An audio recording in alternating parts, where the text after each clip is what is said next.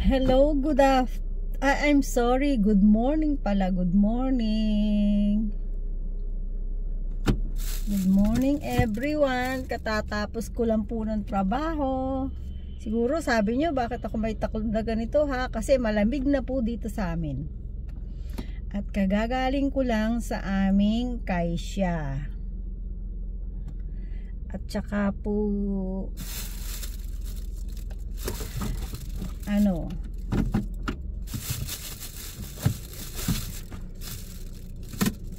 meron po muna akong babasahin sa inyo bago ako mag-drive pa uwi.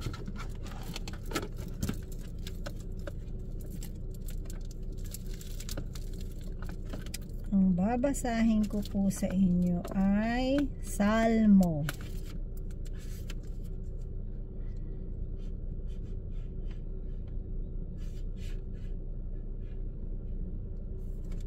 Salmo 91 po.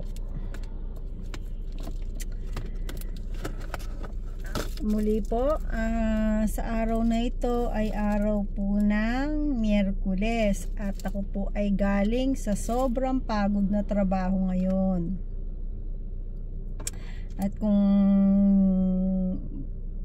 for more information po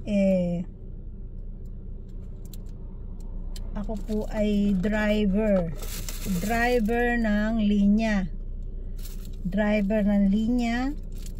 ng factory. So yung linya po namin na yon, mayroon po siyang binubuo siya mula sa head, mula po dun sa ulo ng makina. Binubuo po siya ng almost 30 katao, ganyan, pinakamarami. Pero po pagka yung minimum nasa 20, kasama na yung mula sa akin hanggang pinaka labeling, sa labeling po ng bento. So ngayon po natapos po ako sa trabaho at sobrang pagod. Alam nyo po, maibahagi ko lang sa inyo, no? Ako po paborito nilang ijimehin. Alam nyo po yung ijimehin? Ibuli. Kasi pag binubuli nila ako, mas lalo nila akong binubuli, mas lalo akong trying hard talaga, mas lalo akong I try my best na huwag pumatol. Kasi alam nyo naman po ang gawa ng kaaway, mga ginagamit ng kaaway na si Satanas, ginagamit niya sa ating paligid na tao. Ganyan po pag po tayo sumusunod sa Diyos, ay ginagamit niya yung tao na alam nyo na, yung mahihina ang pananampalataya, tapos gagamitin sa atin para tayo naman kung hanggang saan tayo. Yung pong trabaho ko sa line, ano po yun, bagay ngayon po konti lang naman, hindi katulad ng dati talaga na almost 1 week, 5 days, 5 nights. Diretso po yun, straight yun. Lalo na pagka wala akong kapalitan. Pero po ngayon, dahil long time, parang 4 years ago kasi nagpang-araw ako. And then bumalik uli ako ngayon after 4 years. So kumbaga, syempre, ang dami ng taong nawala, huminto yung iba, pero yung iba naman, yung baguhan na 4 na taon lang, nakakagulat minsan talagang akala mo ba mas mas veteran pa kasi pag talaga sila magugulat ka talaga. Ito ba yan? Yung 4 na taon lang ako nawala sa panggabi. Ganyan na. Ganyan. Parang tipong gano'n. Pero, simula po nung bumalik ako, dahan-dahan na uli na, alam nyo na, mga naglalaylo na, ginanto ko po yung akin. Kasi alam nyo naman yung aming uniform ay matalangang nakalitaw. So ngayon, yung pong aking boshi, ito, boshi ko po ito, boshi, hood po, naka-hood ako Kaya po ngayon, naisip ko, para makarelax, while driving, going back home, basa muna ako ng basa muna tayo ng isang pampalakas, a powerful day. A day with prayer is a very powerful. A day without prayer is weak. So, kailangan po natin na talagang may prayer tayo. So, kung ano po tayo, manalangin po tayo. O Diyos Ama sa langit, Diyos na makapangyarihan sa lahat, Diyos na buhay at dakila, Diyos ng aming mga ninunong si Abraham, Isaac at Jacob, at siya ko rin pong Diyos na kinikilala at ipinapakilala sa kanilang lahat na mga nakikinig at nanonood man sa ngayon ng aking video na ito. For the first time, ako po ay nag-record ng video at ngayon po, sa pangalan po ng Panginoong Jesus, na tapagtagumpayan ko po ang sobrang hirap na talagang parang binugbog yung katawan ko sa buong magdamag kagabi dahil po sa ako po ang atama na ang aming makina ay nagluluko dahil ayaw magbigay ng tamang timbang ng grams ng ng rice. Kasi po yon, pag lumabas sa makina, nakalagay na sa lagayan sa parang plato, tapos may timbang na yon. Kagabi po talagang hindi ko maintindihan na alam nyo na pagkakatuwaan na naman, sabi ko naman, yang lang mga nagtatawa ngayon yan, darating ang araw, sabi ng Panginoong Hesukristo, sila naman ang iiyak. Kaya po ako, kahit gigil ako, sabi ko, salamat po Ama, maraming salamat. Kaya po dapat ganun din po ang gawin natin sa araw-araw sa pangalan ng ating Panginoong Hesukristo. Kaya po muli, O Diyos naming Ama sa langit, Diyos na buhay at dakila, walang hanggan, walang pinakamakapangyarihan sa lahat at Diyos mula pa noon hanggang ngayon. Maraming pong salamat sa pangalan po ng aming Panginoong Hesukristo. Nawa po muli pagpalain mo, patnubayan at basbasan ang lahat ng aming gagawin muli sa buong maghapong ito. Ito po ang aming samot dalangin sa pangalan ng aming Panginoong Hesukristo.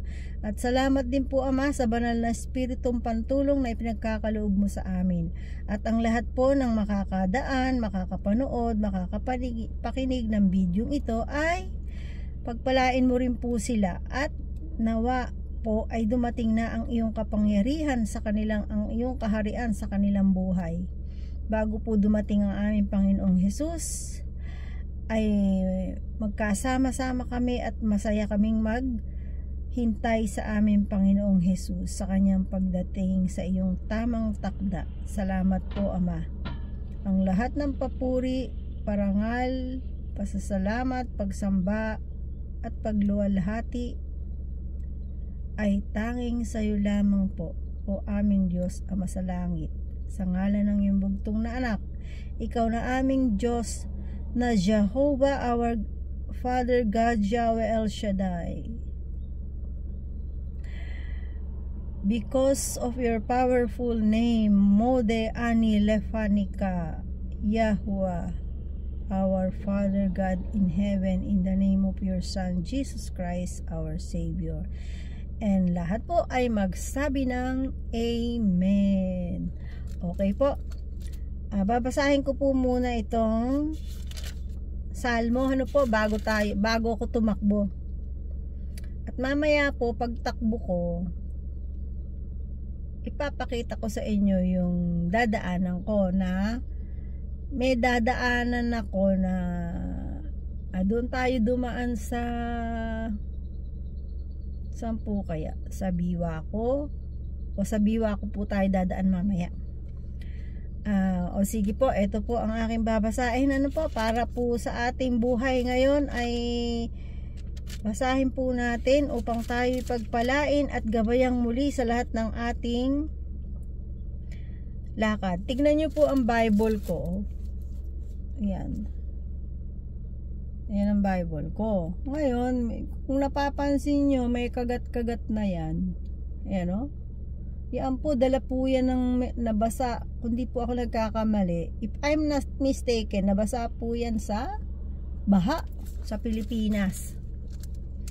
Yung baha na ano bang pangalan ng baha na yun? Undoy ba yun? Hindi ko na matandaan kung si Undoy nga ba yun. Basta baha po yun na malakas. Ito po, babasahin ko na po, awit ng pagtitiwala sa ating Diyos. Siyang naghahangad ng pagkupkop ng kataas-taasan at nananatili sa kalinga niyong makapangyarihan ay makapagsasabi sa kanyang Panginoon, muog katahanan. Ikaw ang aking Diyos, ang Diyos na tangi kong pinagtiwalaan. Ika'y ililigtas niya sa panganib sa umang nabitag. At kahit anumang mabigat na salot, di ka magdaranas. Lulukuban niya ng malabay. Lulukuban niya sa lilim ng kanyang malabay na pakpak. Bibigyan ko po ng background para naman, ayan. Ayan, para maganda. Ayan. Palagay nyo po maganda. O, ito po. Ikaw ang aking Diyos, ang Diyos na tangi kong pinagtiwalaan. Ika'y ililigtas niya sa panganib sa umang nabitag. At kahit ano pa mang mabigat na salot, di ka magdaranas. Lulukuban niya sa lilim ng kanyang malabay na pakpak. Sa kalinga niya ay natitiyak mo na ikaw ay ligtas. Iingatan niya't ipagsasanggalang pagkat siya'y tapat. Pagsapit ng gabi, di ka matatakot ni sa ano pa mang bagay, maging sa gagawing bigla ang paglusob pagsapit ng araw, ni sa anumang darating na salot pagkagat ng dilim. Di ka matatakot sa kasamaan mang araw kung dumating. Kahit na mabuwal sa iyong harapan ang 1,000 tao, sa iyong paligid ang bilang ng patay maging 10,000. Di ka matatakot at natitiyak mong di ka maaano. Ika'y nagmamasid at iyong mapagmamasdan, yaong masasama ay makikita mong pinarurusahan, sapagkat si Yahweh ang iyong ginawang tagapagsanggalang, at ang pinili mong mag-ingat sa iyo'y kataas-taasan. Di mo aabuting ika'y mapahamak at walang daratal. Kahit anong uring mga paghihirap sa iyong tahanan, susuguin niya ang maraming anghel, silang susubaybay. Kahit saang dako ika'y maparoon, tiyak iingatan. Sa kanilang palad ay itatayo kat silang magtataas, nang hindi masaktan ang mga paa mo sa batong matalas. Kahit ang tapakan mo ay mga leon, ahas na mabagsik, di ka maaano sa mga serpiente't liyong mababangis. Ang sabi ng Diyos, aking ililigtas ang tapat sa akin. At iingatan ko ang sino mang taong ako'y kikilanlin. Pag sila'y tumawag, laging handa ako na sila'y pakinggan. Aking sasamahan at kung may hilahil ay sasaklolohan. Aking ililigtas at ang bawat isa ay pararangalan. Sila'y bibigyan ko't gagantimpalaan ng mahabang buhay. At nakatitiyak na ang tatamuhin nila'y kaligtasan. Ayan po, napakaganda. Meron pa po akong isang idadagdag. Ito, ang Diyos ang hari. Maiksi lang naman po siya. Si Yahweh ay naghahari na. Ang suot sa katawan ay damit na maharlika at batbat ng kalakasan. Ang sandigan ng daigdig, matatag ang pinatungan. Kahit ano ang gawin pa'y hindi ito magagalaw. Ang trono mo ay matatag simula pa noong una. Bago pa ang ano paman likas, ika'y naroon na. Tumataas, Panginoon, ang tubig ng mga ilog. Lumalakas ang lagaslas habang sila'y umaagos. Maingay na di kawasa na animoy humaharok. Parang tubig na marami, ang buhos ay parang kulog. Malakas pa kaysa alon ng dagat na mayroong unos. Higit pa sa mga ito ang tinig ng dakilang Diyos. Walang hanggang Panginoon ang lahat ng tuntunin mo. Sadyang banal at matatag ang sambahang iyong templo. Salamat sa Diyos. Ayan po, nagbasa po ako ng Biblia. Ito po ang aking Biblia. Ayan. O, ayan. Ang ganda, diba? O, it's time na po at ako'y lalakad na. Lalakad na po ako. Papauwi na po ako. At ise-set back ko na po yung camera ko. Umextra lang po ako ng konti. Para habang ako'y nagdadrive, kwentuhan po tayo. Ngayon, tayo po'y lalakad na. Dadrive na po ako. At eto na po. Lalabas na tayo. Ano po? Ibabaliktad ko na yung aking background. Ano po? Ayan. Ayan, lalabas na po ako. Tignan nyo po ang aking ano, ayan. Ayan po ang aming parking.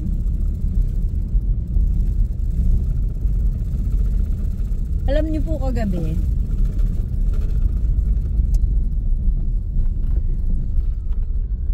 merong isang hindi Haponesa. Sabi ko nga sa inyo kanina, 'di ba? Sharing of stress, sharing of thoughts, sharing of experience, and sharing ng pambubuli sa akin. Alam niyo po ba, yung marami po kasing tao na ewan ko ba, pag nakikita nila ako, ayaw nila na nandun ako, asar sila. Tapos kasi po ako dati kasi sa kaisya namin, talaga pong sabi ko nga sa inyo, dibdiban ako nung magtrabaho. Ngayon sa pagtatrabaho ko, syempre meron akong anak, tapos kailangan kong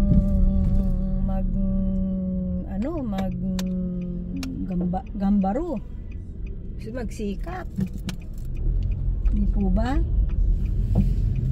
So ngayon po, sikap ako, sikap. Tapos pagka may tutulungan, tumulong, ganun. Kaya lang, may mga kasama po ako na, alam nyo na, yung mga toxic ba kung tawagin. Sineshare ko po ito, it's because buhay na patotoo. Para po pampalakas din sa mga kasamahang kababayan ko na nasa ibang bansa, na kumbaga yung naninirahan sa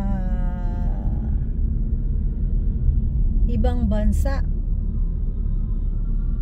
Ngayon, naninirahan sila sa ibang bansa, pero yung marami silang na-encounter kasi alam nyo po, kahit hindi nyo sabihin, ang mga Pilipino pag sa ibang bansa masikap, lalo na syempre alam nila susweldo sila ng ayos sa pagod nila. Ngayon, ang nangyayari, nakakainggitan, nami-misinterpret, nami-misunderstanding, dahil akala nila niyayabangan mo sila, ganyan. Akala nila aagawan mo sila ng trabaho. Yun yung mga na-encounter ko po dito. Kaya kumbaga nalulula ako, and sabi ko, wow, ganyan pala ang taong mundo po kasi, na hindi nakakakilala sa tamang Diyos at hindi nakakaalam ng tamang kalooban ng Diyos, ay lagi pong promotor sa ganyan. Kaya ang nangyayari po, ang mga kababayan ay hirap sila sa pakikisama, hirap talaga, as in. Ngayon, ganun din po ako sa trabaho ko. Alam niyo po, napakarami ko nang naging trabaho dito sa Japan. Pagdating ko po dito, nung ako ay mag-start dito, 2004 po ako nag-start ng residency ko dito eh. 2004 December, nagtrabaho na ako. Kasi hindi po ako sanay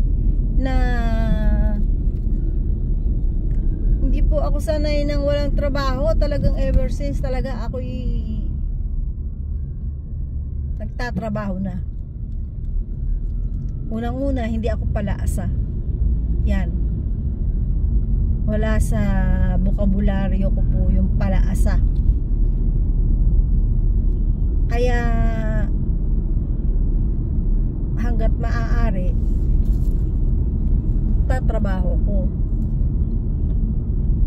Ngayon, kahit gansang mahirap, siguro po may nabasa na kayo dyan na video ko eh, may napanood na kayo dyan na video ko, yung experience ko na uwi ako mula sa panggabi, pagdating ng alas 6, kakandabulol na ako, alas 6, tumatakbo ko, tapos takbo ko sa tawag dyan, tumatakbo po ako sa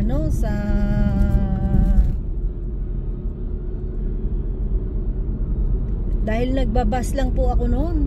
Pagdating, nagbabas ako from work to train station, bus ng company namin. Then train station, sakay ako ng train, baba ako dun sa amin, bisikleta ako, bike ako, ganyan po lang dati yung aking bisikleta ko. Kaya nga nakailang beses na ako nasemplang sa bisikleta eh. Tapos pagbaba ko pa sa underground, bumulusok ako, dire-diretso ako dun sa yung ang tawag po ba yung may yung nasa yung underpass, yung underpass. May nakasalubong ako na papaakyat din, nakapayong pa siya kasi umuulan noon, tapos hindi niya may makasalubong siya. Tapos syempre pag iwas ko, dire-diretso ako dun sa kabe, yung sa pinaka-wall ng underpass. Nako, buti po kamo na itukod ko yung kamay ko. Alam niyo po yung buti na itukod ko talaga yung kamay ko. Tapos Pagtukod ko sa kamay ko, de syempre yung kamay ko ang na ano, buti nga kamo at ano, hindi po na ano ng ano, yung kumbaga kasama pa rin yung paa ko sa pag ano, sa pag-brake, eka nga pagbagsak ko, pagbaba ko. Tapos yan, ganyan po katindi nun ng aking schedule. Pero ngayon laylo na ako, di na ako masyadong, pag alam ko masakit ang katawan ko, sobra. Katulad ngayon, ako yung nag-atama, makina po yun eh. Tapos ako yung nagpapaagos nung uumpisahan na gagawing ano po tawag ba doon, picnic, ano ba tawag dyan, food pack.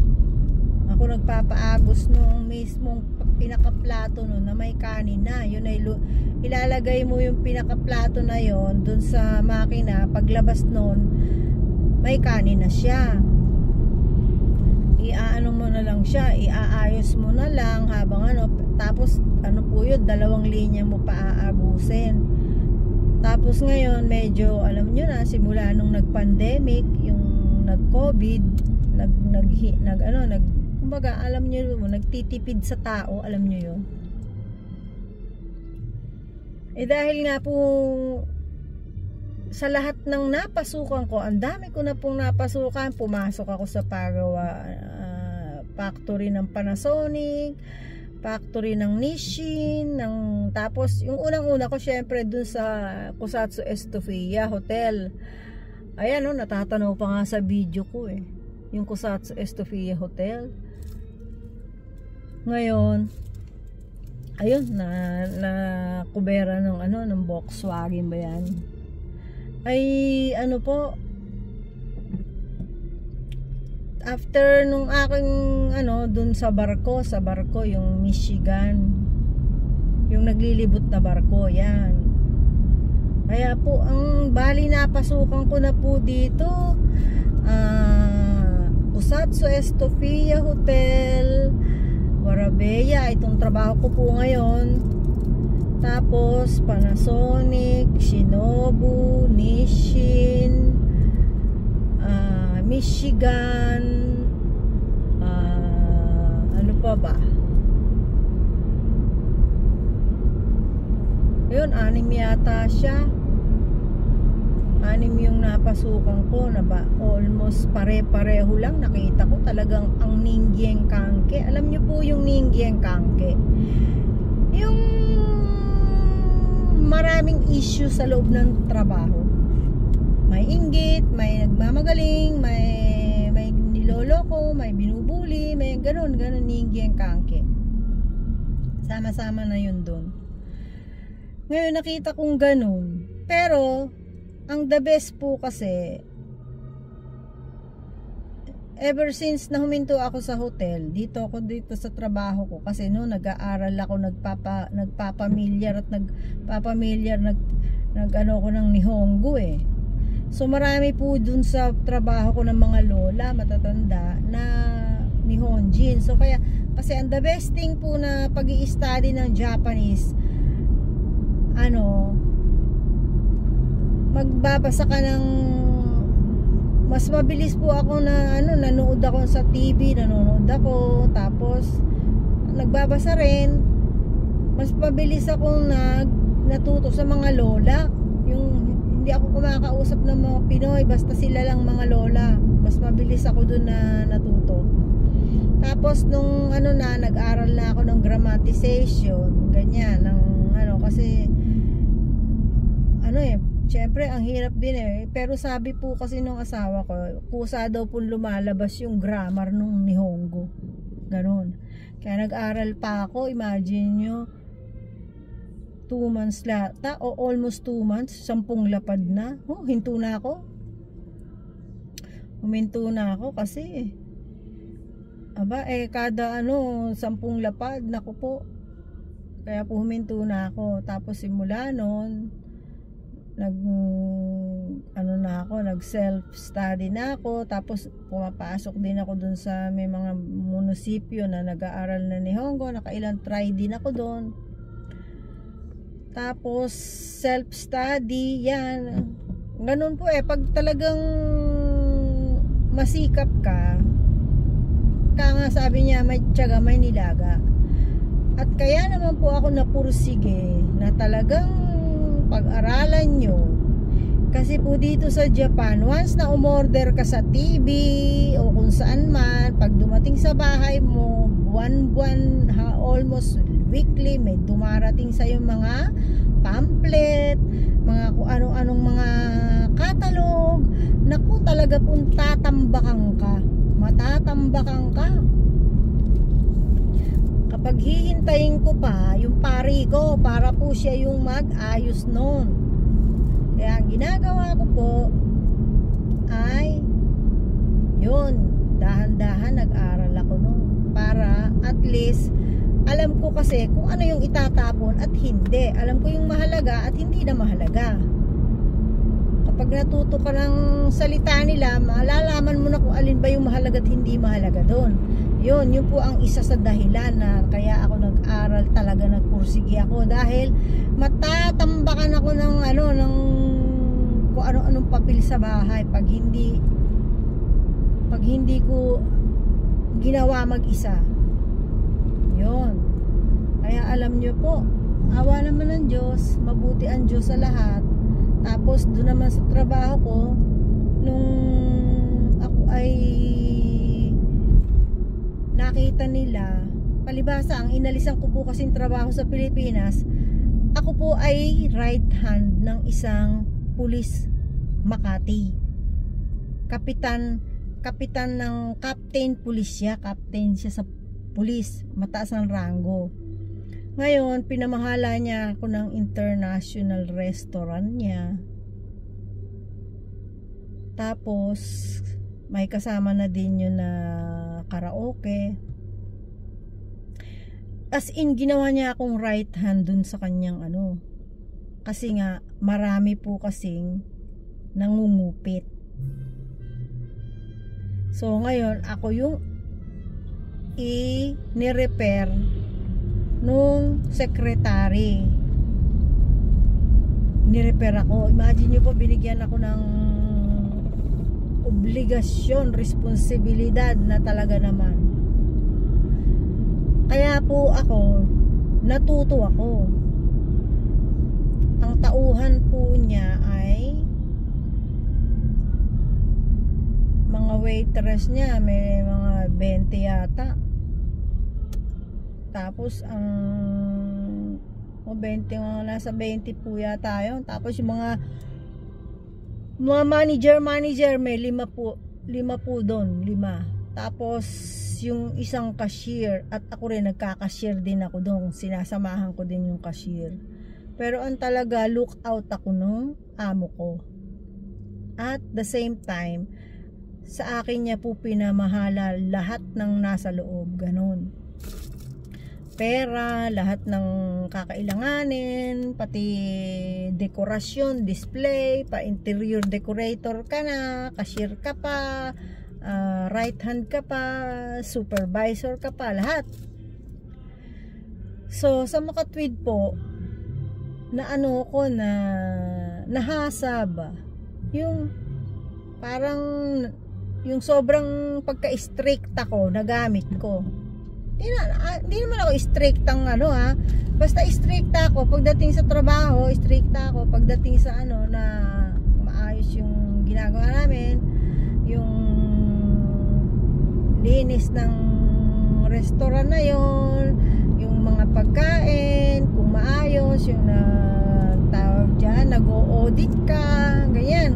Yun po ang iniwanan ko ng trabaho sa Pilipinas. So, kaya lang, nasobrahan naman po ako ng stress doon. Kasi alam niyo po ba kung ba't ako huminto doon? At iniwan ko yung trabaho ko? Kasi hindi ko po kaya na may mga nangungupit bago gusto nila partihan ka. Di syempre pag tumanggap ka na doon, hindi ka na makakatanggi. Nung simula nga nung pumasok ako doon, may tatlong ang tinanggal yung amo ko kasi talagang laki mangupit pinaalis niya yun kasi nalaman niya na ganun tapos alam niyo po ba, sabi ko sa Diyos, Ama, ayoko ng ganitong trabaho, sabi ko ganun, iiwanan ko yung ganitong trabaho, maganda nga sana yung trabaho ko, kaso may ganito namang alam niyo na mga tagpong ganun ba, may mga ang tawag ba dyan, may mga sideline na ganun, ayoko ng ganun.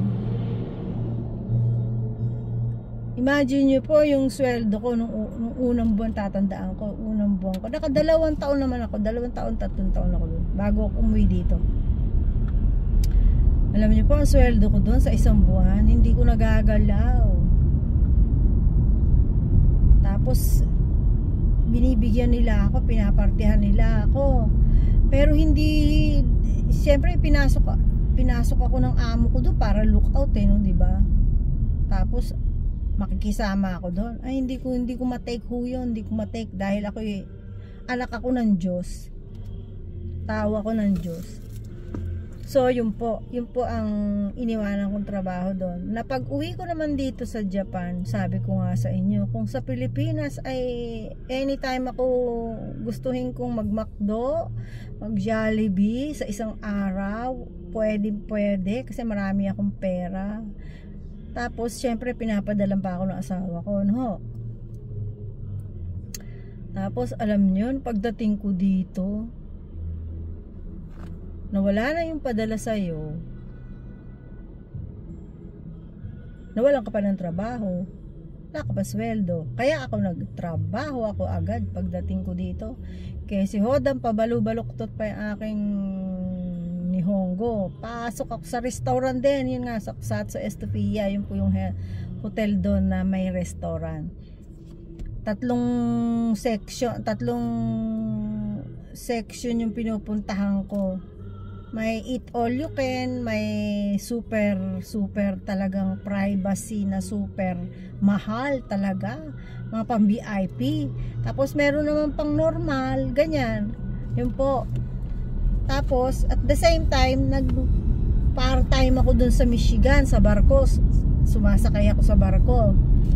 Kasi nung pinakita sa akin po ng asawa ko, sabi niya, "Honey, alam mo, diyan kami kumain nila ukasan noon, diyan namin tinreat si ukasan. Yung nanay niya po, tinreat namin yung birthday niya diyan. Ang mahal-mahal diyan." Sabi gano'n. Kasi kakain ka habang tumatakbo yung barko na yan. Tapos nililibot kayo. Sabi niya, alam niyo po, sabi ko sa kanya, ha? Alam mo, makakasakay ako diyan libre. Sabi ko pong gano'n sa kanya. Sa asawa ko. Tapos ay nagkataon naman may hiring. De apply ang beauty. De apply po ako. Nag-apply ako, tapos tanggap ako. De syempre, nalipad, nagsawa nga ako ng kakaparot-parito po dun sa barkong yon. Ako na rin ang sumuko. sabi ko po, kasi nagtatrabaho ako dun sa trabaho ko, tapos tatakbaho ko dun. Kasi umalis na ako sa Kusatsu Estopia Hotel. Tapos pumunta na ako ng Warabeya. Pagdating ko ng Warabeya, after mga 3.5 years, nagpanggabi na ako. Kasi binibigyan ako ng mga responsibilidad, yung maraming responsibilidad na trabaho, na mai-stress ka. Sabi ko sa loob po, yun nga, iniwanan ko sa Pilipinas na yung stress. Tapos bibigyan ako dito. Ayun. Kaya naman po, sa kakatakbo ko, sa kaka-run ko, doon sa trabahong binibigay sa akin, lumipat ako ng panggabi. Di ko naman alam na yung mga leader pala ng pang-araw, ninikotay. Pag sinabi pong nikotay, nagsiship sila pang-araw, pang-gabi, ganyan. Di ko naman po alam na ganon. Alala, nung nagpanggabi ako, kita ko nandun din yung mga leader ng pang-araw. Ay di ganon din, walang lusot.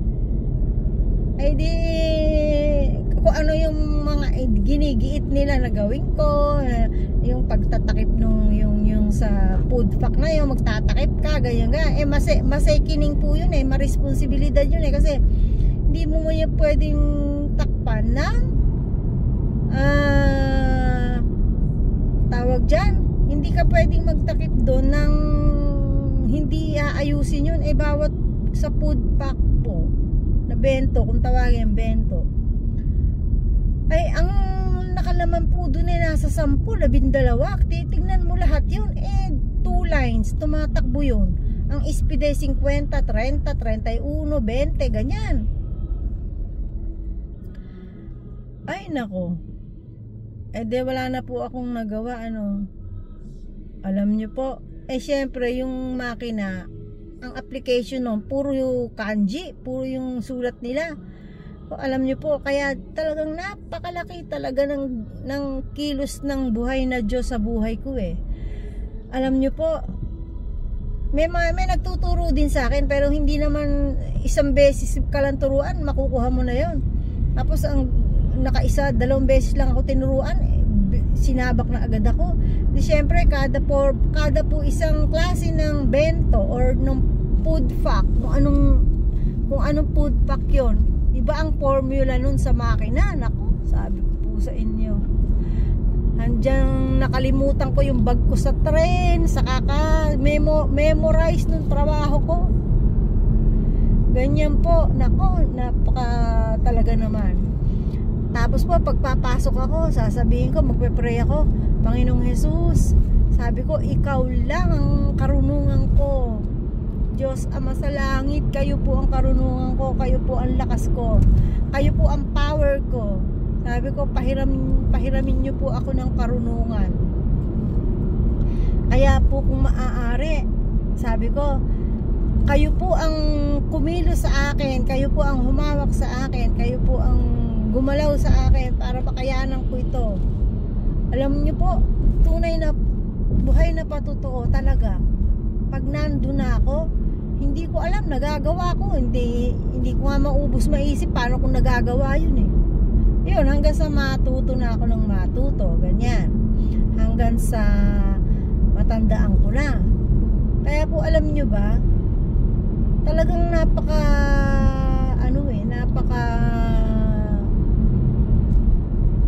doon po sa trabaho ko na yun, sa factory po yun ng mga pagkain sa 7-Eleven Alam nyo po sa trabaho kong yun, bukod kasi ako po kasi ang tipo ko, bukod sa trabaho ang pinag-aaralan ko din lahat ng tao. Kay pila yan, kay bulag yan, kay pangit yan, kay disable yan, kay sa matalino yan. Lahat ng makaharap kong tao, pinag-aaralan ko sila. Tinitingnan ko po, sinisino ko, pinapamiliarize ko, ganyan. Bukod sa trabaho, sa pag-aaral sa trabaho. Kaya naman, awa naman po ng Diyos, mas lalo po akong napalapit sa Diyos. Mas lalo kong nasubok ang lahat ng kanyang kapangyarihan, lahat ng kanyang kabutihan. Imagine nyo po, nung pagpapasok ako sa trabaho ko na yon, naranasan ko pa nga dito yung talagang nagmamadali ka, baba, takbo ka sa escalator, pababa, hinahabol mo yung train. Tapos yung naranasan mo yung sa papasara na train, bigla kang sabay talon, sabay sarado ng pinto ng train. Sabi ko po, ay, buhay ng Pinoy sa Japan. kaya talaga po, nako, dito po sa Japan, dito po ako nabuhay, dito po ako natuto, dito po naintindihan ng buhay, ganun. Kasi sa Pilipinas, meron ka pang mga ang palalakarin mo, syempre may pera ka may trabaho ka, lalakad ang pera. Dito, kahit sabihin mong may pera ka, napakamahal ng mga katulong dito, at saka iba rito po. Mas masarap dito yung solo mo. Kahit po hirap na hirap ako, at talagang lalong-lalo na yung katawan ko, bugbog na bugbog sa trabaho. Imagine nyo, trabaho ko na sa bahay, trabaho ka pa sa trabaho mo, pag galing ka sa trabaho mo, trabaho ka pa uli pag uwi mo sa bahay. Tapos nung kumukuha ko ng lisensya, walang tulog yan. Sige, pag dating ko sa bahay, magagawa ako ng bento ng asawa ko, magagawa ako ng bento ng anak ko. Laging nalilate yung bento ng anak ko. Lagi akong tawag ng tawag sa teacher. Sabi ko, teacher, naku, pasensya ka na, late na naman yung bento ng anak ko. Pwede ba dadaling ko na dyan sa school? Tapos sabihin naman ng teacher, oh sige, okay lang, sige, hintayin kita, ganyan. Sa Nihongo po yun, ha. Ngayon, ganun po palagi. Tapos, ayan, takbo ko ng bisikleta. Dala-dala ko yung bento. After pagdala ko ng bento, ayan, alam nyo po ba? Ang nangyayari po, diretso ako sa driving school. Walang tulugan. Pagdating naman po sa driving school, isa pa dyan, binubuli rin ako. Alam nyo po kasi kung ba't ako binubuli? Yun po ang katunayan, tao ka ng Diyos. Galit sa'yo ang tao ng mundo. Lalo na kung hindi ka pumapatol sa kanila. Lalo na yung mga lolo, mga parang tiyuhin mo na, pag nakita ka, parang, alam nyo naman ang mga lalaki, no? Pag hindi ka pumatol, ibubuli ka. Yung kumbaga kung ano, lahat sila, imagine nyo nga yung driving ko na yon, driving school ko na yon. Imagine kung saan kayo nakakita ng 30 yung naging teacher mo. Iba-iba sinasabi. Pag hindi ka ba naman magalit, pag hindi ka ba naman mag-alaring, unasan ka na dyan, mag-ano ka. Kaya po talaga, sabi ko nga sa inyo, dito ko po naintindihan ang buhay sa Japan eh. Mas naintindihan ko ang buhay sa Japan eh, kasi mas dito ako nahirapan. Although nahirapan din ako noon nung bata ako sa Pilipinas, pero ito pong sa Japan, as in talagang ikaw sa sarili mo, sa pamilya mo, lahat ikaw gagawa. Kaya nga, karirumang ka na. Pagdating mo sa bahay naman, housemaid ka naman. Ganun. Kaya sabi ko nga sa inyo, tingnan nyo nga naman. Tingnan nyo nga naman ang beauty ko. Pang housemaid ba yan? Naku po. Yabang, ano po? Joke lang. Sige po ate. Sa view na uli kayo, sa view. Yan. Ngayon, kaya naman, sabi ko nga, nung una-una, sabi nung asawa ko, ano ba yan, yung ating pinggan, ganito, ganyan. Kaya, asawa ko po dati, mareklamo eh. Sabi ko, sabi ko, alam mo naman sa Pilipinas, may gumagawa sa akin yan, ha, ganyan, may gumagawa ng hugas ng pinggan, ha, may glilinis ng bahay, ha. Pag dumadating ako ng bahay, bibigay na lang yung tsinelas ko, ganyan. Pero dito, hindi, lahat ako, ganyan. Pero alam nyo po, natuto ako eh. Yung pala yung inaalaw pala sa atin yun ng Diyos para tayo matutong magpasensya, matuto tayong, basta inaalaw po ng Diyos sa atin yun eh, yung mga pangyayari na magiging aral sa atin. Kaya naman ngayon po, ayan, aral na aral ako. Sobrang aral. Talaga.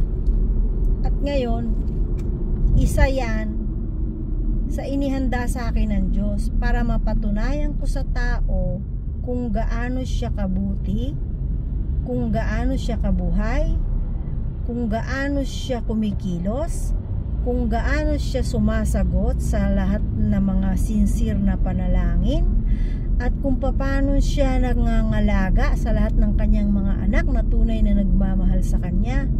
Yan po ang dahilan kung bakit lahat ng iyon ay naranasan ko. Kaya alam niyo po, sa totoo lang, dito sa Japan, Bagay, lahat naman ng party ng mundo, lahat naman ng nasa abroad, alam ko nahihirapan din sila. Pero kinakaya nila. Pero alam nyo po, ang isa lang ang masasabi ko sa lahat ng napapunta sa ibang bansa. Kayo po ay minamahal ng Diyos, tinatawag ng Diyos para isa kayo sa magpatunay ng kanyang kabutihan, ng kanyang pagiging buhay na Diyos, ng kanyang pagiging mapagmahal na Diyos, at ng katotohanan ng kanyang mga aral sa Biblia. Yan. Kaya po alam nyo, sa totoo lang, lahat po ng na-experience ko sa buhay ko simula pagkabata. Kaya nga po doon sa Facebook, yung aking profile doon, yun yung panahon at yan ang age ko nung ako'y nag-start na nanalangin sa Diyos. At kaya ni-research ko lahat, pinag-aralan ko lahat kung bakit ganon ang naging buhay ko nung bata ako, kung bakit ko dinadanas yung mga ganon, ganyan. Naintindihan ko po. At nung ako'y may isip na ibinibigay na ng Diyos sa akin yung mga pangitain, yung mga paalala niya, yung mga gusto niya, ibinibigay na po niya sa akin sa pamagitan ng panaginip. Na ang unang-una ko pong napanaginipan ay ako po'y naglalakad daw sa ibaba ng bundok. Habang naglalakad ako, hindi ko na malaya, nasa may ilog na pala ako. At imagine nyo po, ako po'y nakatungtong sa ilog, sa tubig ng ilog. Doon sa panaginip ko na yon, sa pangitain ko na yon habang natutulog ako. Tapos nasa ibabaw ako ng tubig at pagtingin ko sa ibaba, ang daming taong nakahiga, patay. Na kung ano yung suot nilang damit, pula. Kung ano yung yellow, puti, ganun po. Pero yung tubig ng ilog na yon hindi gumagalaw. Walang agos. Tapos po, yung mga damit nila, para ba yung nasunog na papel? Parang ganun. Pero imagine nyo ha, hindi nagkakagulo-gulo ha. Pag tinignan mo pag tumingin ka sa babang ganun ng tubig. Ganun po. Tapos po, lumakad pa daw ako hanggang sa nakaahon po ako sa pampang. Tapos may nakita ako isang malaking bato, na yung bato na yon yung may babaeng tawag dyan, nakabaon yung kalahati niyang katawan. Tapos yung babaeng yun na nakabaon ng katawan ang kalahati ng katawan sa isang malaking bato na halos kasing laki niya po, hinila ko daw. Pinipilit ko daw iangat, pinipilit ko daw iahon yung babaeng yun.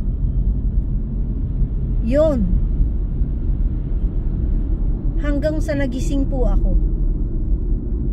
At yung pong panahon na napaginipan na yun, na binigay sa akin ng Diyos yun, ako po ay choir member ng gawain ng El Shaddai. Isa po ako sa choir member ng gawain ng El Shaddai sa San Mateo, at ako po ay isa sa soprano. Alam niyo naman po ang di ba, may melody, soprano, alto, baho. Ako po isa sa soprano. Yan. Kaya alam niyo po, sa totoo lang, ang buhay talaga kailangan nating pag-aral. Kailangan po nating pag-aralan ng ating buhay kung ano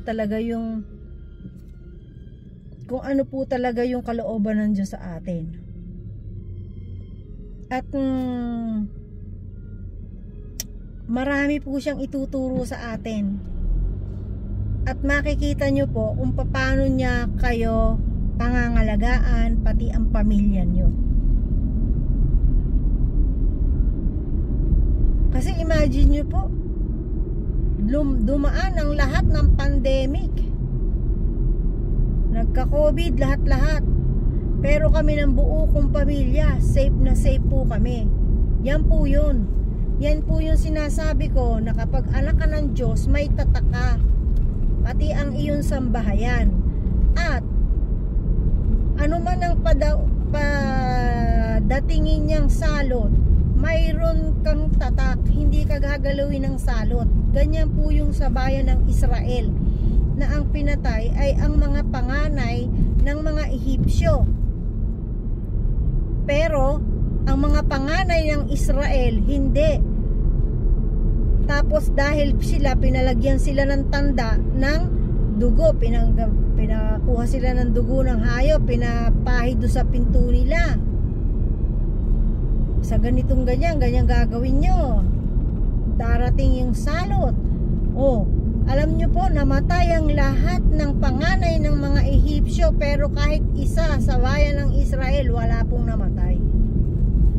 Kaya doon ko po mapapatunayan sa inyo na kapag kayo ay anak ng Diyos, kapag talagang minamahal nyo ang Diyos, sumusunod kayo sa Diyos, at kayo ay tunay na naglilingkod sa Kanya, pati buong sambahayan nyo ililigtas.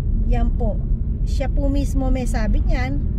At kahit nga po mismo binasa ko sa inyo yung doon sa Isaias 65 na Isaias, di po ba binasa ko sa inyo yan na ang kanyang mga anak hindi pa natatapos ang panalangin, sinasagot na niya. Totoo po yun. Kaya po ako hinihikayat ko kayo, darating na po ang ating Panginoong Jesus, malapit na. Lahat po ng pangyayari sa mundo narito na. Yun ang alam po na hindi magbibigay ng liwanag ang buwan, ang araw, maglalaglagan ng bituin. Yan na lang. Yan na lang ang mga yan ang po ang kahuli-hulihang palatandaan na darating. Kaya po tayo magpakumbaba na tayo, magsisi na tayo ng lahat ng ating nagawang kasalanan simula pagkabata hanggang sa pagtanda natin. Aminin nating nagkasala tayo. Huwag po nating sabihin wala tayong kasalanan. Lahat po tayong tao'y makasalanan. Lahat po tayo nagkasala. Dahil ang hindi nagsasabing siya hindi nagkasala ay sinungaling. Yan po ang nasusulat sa Biblia. Kaya po tanggapin po natin ang Panginoong Hesus. Tayo ay magpakumbaba na sa Diyos, sumunod na sa kanyang aral, mag-aral tayo ng Biblia. At yung aking pong channel na yung mga binabasa ko, katulad po nito habang nagda-drive kayo, mapapakinggan nyo, makakapag-aral kayo ng salita ng Diyos. Yan po. Kaya po kita nyo ako, heto imagine nyo, kahapon ang naging natulog ko lang pagdating ko sa bahay, natulog ako galing ako from night shift. Natulog po ako alas 9 ng maga 9:30. Nagising ako alas 2. After nun, hindi na ako nakatulog. Tapos pasok na naman ako sa gabi. Ngayon, heto po, dilat na dilat pa rin ako. Ayan, nakadilat pa rin ako sa inyo. Dilat na dilat pa rin ako niyan. Kaya po, eto, papauwi na ako. Uwi na ako sa bahay namin. Ngayon po, naisipan ko naman na mag-share sa inyo, magbasa sa inyo ng salmo na yun po, kung maaari po araw-araw, tuwing sa isang araw, babasahin nyo po yung salmo nyo. Yun po'y pangako sa atin ng Diyos na, pangako po sa atin ng Diyos yun. Kaya yun po'y lagi nyong basahin sa araw-araw. Kahit po magkaroon lang kayo ng isang pirasong maliit nun, baon-baon nyo sa wallet nyo, basahin nyo po. Kung nakapagdasal na kayo ng from your heart, from the heart, then pag kayo nakaupo, basahin nyo po yun. Lahat po ng mangyayari, sinabi po doon ng Diyos. At kung ano ang pangako niya sa inyo, nandun po yun. Kaya po yun ang binasa ko sa inyo kanina. Kasi ako po'y ginagawa ko rin yun. Dati nga nasa Pilipinas ako, nung hindi pa ako ganito na talagang bugbog lagi katawan ko sa hirap at trabaho. Araw-araw po yan, binabasa ko yan. Araw, sa umaga, sa hapon, bago matulog. Ngayon, isang beses ko na lang na babasa. Pero, kasi naman po, meron naman po kasi akong meron po akong meron po akong, ayan, yung nagre-record tayo, yung nagbabasa ako sa inyo. Kumbaga meron po akong schedule. Yan. Kaya ganun po yung masasabi ko na kailangan na tayo talagang lumapit sa Diyos, magpakumbaba sa Diyos. Lalo na po ngayon, nababalitaan ko sa Pilipinas, sa atin, nalulungkot ako. Nakakalungkot. Samantalang ang dami ng lahat, ang dami ng mensahe na ibinibigay ng Diyos, bakit hindi nakakaunawa? Na yun ay mensahe ng Diyos, na yun ay pagtawag ng Diyos. Bakit po kaya hindi sila nakakaunawa? Kaya po nalulungkot ako dahil bagay, sabi po kasi nga sa Biblia, nasusulat, sa mga huling araw ang masama'y magpapakasama, lalo daw pong magpapakasama, tapos ang mabuti lalong magpapakabuti. At sa huling araw, maraming lilinisin, maraming papuputiin. Yan po ang nasusulat sa Biblia. Kaya tayo po, hanggat maaga, kung gusto natin, biglang pagdating ng Panginoong Hesukristo, ay kasama tayong umakyat sa alapaap para salubungin siya. Kasi po, may darating. Pag po kasi bago po dumating yung pinaka isang matindi, nasa Revelation po yun. Yung pong magdadatingan ng mga hayop na mangangagat ng tao, na yung hayop na yung pag nakagat ka, gugustuhin mo ng mamatay, pero tatakbuhan ka ng kamatayan. Yun po ang nasusulat. Kaya yung mga taong maiiwan sa mundo ang makakaranas nun. At yung mga taong susunod sa Diyos, nakikinig ng salita ng Diyos, ng aral ng Diyos, ay sila po yung iaangat sa alapaap. Kaya hoping lahat po tayo magkasama-sama, pati po ang ating pamilya. Kasi po ako, sinisikap ko po na kahit pati pamilya ko maisama ko. Kaya po kahit binablock ako sa FB, ayaw sa akin dahil makakarinig ng pangaral. Pero ako po, basta ang importante, nasabi ko sa kanila, nakailang beses akong pasabi, tapos tanggapin at hindi, ayaw man nila, pinagpasa Diyos ko na po yun. Bahala na ang Diyos doon. Ngayon, Diyos naman ang tumitingin ng puso at isipan po natin. Kaya po sa akin, basta ibinigay ko na sila sa Diyos, at the same time, sinikap ko pa rin na makapagbigay sa kanila ng mga aral, katulad po nito.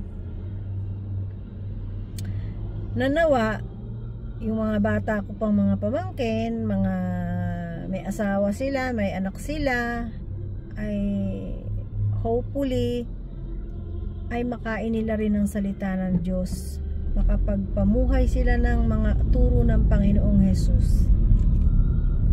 Kasi talagang kailangan na mabigyan ng mga aral. Kasi totoo po yung the harvest is great but the laborers are few. Yung po sinasabing harvest is great, yan po maraming haharbisin. Mga tao po yan. At yung laborers, isa na po ako doon, laborers, manggagawa. Kasi ito pong ginagawa ko ay paggawa. Kaya po laborers ako sa paglilingkod sa Diyos. Dahil kailangang mas maraming makarinig, mas maraming magising, mas maraming magbago, mas maraming magpakumbaba sa Diyos, at mas maraming mamuhay na ng panibagong buhay at habang hinihintay ang Panginoong Hesukristo. Ayan po. At ako po ay naririto na po sa amin. Ipapakita ko naman po sa inyo yung may magandang view. Ito o, ayan. Ayan po, yun, ang ganda-ganda ng view na yun. Nakita nyo po yun. Ayan, o yan. O kaya po, after ng view na yan, tatapusin ko na po yung record ko. So, sa susunod po uli na pagbabasa natin, pag-uusap natin sa salita ng Diyos, sabay-sabay po tayo. Alam nyo po ba ako, katulad ng sabi ko po sa inyo dati, pinakikinggan ko rin po lahat noon. At ako po talaga, ay nako, amazed na amazed ako sa naririnig kong mga salita ng Diyos. Alam nyo po kung bakit? Kasi po, nakikinig po ako nung aral, nung salita ng Diyos, yung pagbabasa sa Biblia. Nagugulat po ako eh. Sabi ko, ay, nasabi ko ba, naituro ko pala yun. Pero alam ko naman pong hindi ako yun eh. Kaya po ako na-amaze eh. Alam ko pong hindi ako yun. Bagamat boses ko lang, pero hindi ako yun. Kasi ako na-amaze ako sa mga inaaral dun eh. Sa mga binabasa ko, tsaka sa mga pinapahiwatig ko, sa mga in-explain ko sa inyo. Amazed na amazed po ako dun eh. Kaya alam kong hindi ako yun. Banal na espiritu ng Diyos para pantulong ang gumagawa po nun. Kaya po, ayan. O, hanggang dito na lamang po. At tayo ay maghihiwa-hiwalay muna sa aking video. Pero